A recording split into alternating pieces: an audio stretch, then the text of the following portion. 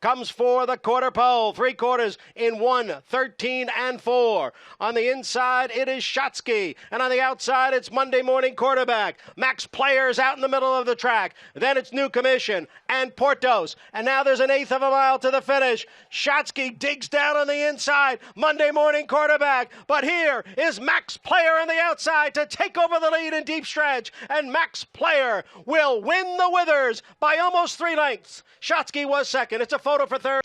Welcome back to another Kentucky Derby profile here on Racing Rundown. Today we're going to be talking about Max Player, who I think is one of the really interesting horses underneath in this Kentucky Derby. Like I've mentioned already, there's some really interesting underneath horses and just interesting horses in general in this Kentucky Derby, and Max Player's definitely leading the pack of those interesting, intriguing underneath horses. 5 starts, he's never been out of the money, 2 wins, a second, and 2 thirds, both of those third place efforts coming in back-to-back stakes efforts against Tiz the Law.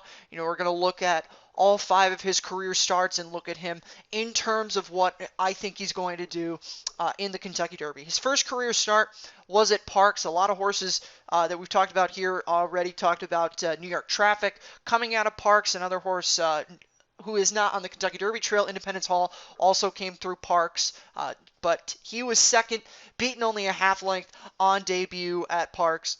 Not really anything bad to say about that. Came back his next start, broke his maiden again at Parks by 4 1/4 lengths. And that was enough for his then trainer Linda Rice to start him in a stakes effort. Really nice effort for him in his first career stake race. The thing with him is he's a horse that's going to come off the pace, but he's not pace dependent. He can run into a fairly soft pace and still close into it. He's not, like I said, he's not pace dependent. In that effort, did have to go very wide. But he did win the Withers convincingly by 3 1/4 lengths over Shotsky, who was a Grade 2 winner. He won the Remsen.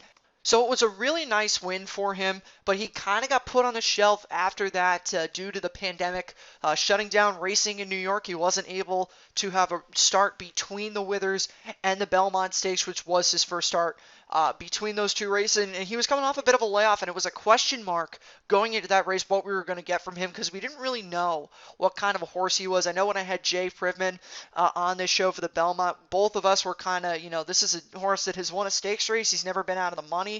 Hadn't been worse than second at that particular moment. But we thought he may have been a horse that wasn't necessarily up to the par of the other horses, but he answered the question there, coming back off the bench and ran a really good third behind Tiz the Law and Dr. Post, who we've covered already on this show. And, he beat Pneumatic, a horse that I had a lot of nice things to say about when I talked about New York Traffic, and again, really a lot of nice things to say about Pneumatic. Pneumatic is going to be live in the Preakness. Beat Soli Volante. Also, Soli Volante is another intriguing horse. Modernist is a graded stakes winner. So Max Player ran a really incredible effort in the Belmont Stakes, and I think answered a lot of questions about himself. And even further, going into the Travers Stakes, Tiz the Law, obviously the big favorite. 2 horses coming out of the Peter Pan Stakes, Country Grammar, Caro were interesting, but Max Player was another horse that was also there, and Max Player ran a really good third place effort, so he's coming into the Kentucky Derby off of 2 good thirds behind Tiz the Law, and the horse that finished second to Tiz the Law, while Caro, not a graded stakes winner, very talented in his own right, very capable of being a stakes winner at some point. Dr. Post, really good second to Tiz the Law in the Belmont Stakes, good third in the Haskell, with some excuses. And, those are the 2 horses that have been beating him. Tiz the Law and 2 second place horses that have run really nice races in the past and are going to run good races going forward. So Max Player is definitely a horse that I would say you're going to want to use him underneath. I don't think Max Player is a win contender, but Max Player is a very valuable horse when it comes to looking at an exacta or a trifecta. Every year in the Kentucky Derby, there's always going to be those closers. It happens consistently every year. And he's definitely going to be one of those horses. It's going to be coming from pretty far back. He's not going to be mid-pack. I think he'll be closer to. He's not going to be extremely far back like a horse like a Finnick the Fierce or a Winning Impression. But he's going to be in the back. And when you have a horse like him who has the consistency to run really well in these stakes races going in, I think that even makes his case a lot stronger.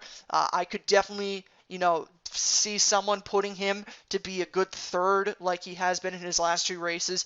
But that's the thing with Max Player is you're going to want to look at him to be in an underneath and use him for a trifecta or a superfecta.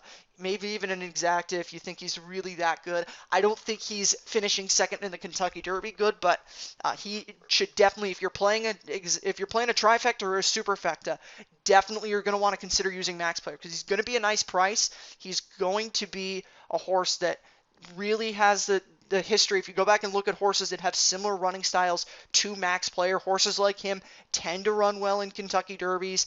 I think that, you're, like I mentioned, you're going to get a good price on him. A show bet with him would not be the worst thing. You're definitely going to want to use him in your trifectas and your superfectas. That's where I think the story is with Max Player.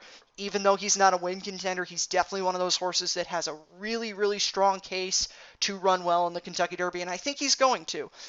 I may not necessarily use him because I may think that I can get better value with other horses, but he's definitely a really, really strong contender to use in a bet like that. And I would definitely say that's what you want to consider with Max Player. Not necessarily win, but really, really strong run underneath. And I think, ultimately that's what we're going to get. I think he's going to be in the top 8, something like that, run a really good race like he always does. He's never run a bad race in his career, and I don't think the Kentucky Derby, even if he doesn't run in the top 5, the Kentucky Derby, the number that the horse comes in doesn't always judge their full talent. So if you do decide to go with Max Player, I would say go underneath with him. If you do bet him to win, I think it's a little ambitious, but all the power to you. Thanks for stopping by for this preview. We will see you next time with the next horse that we're going to get to. Have a good one and good luck.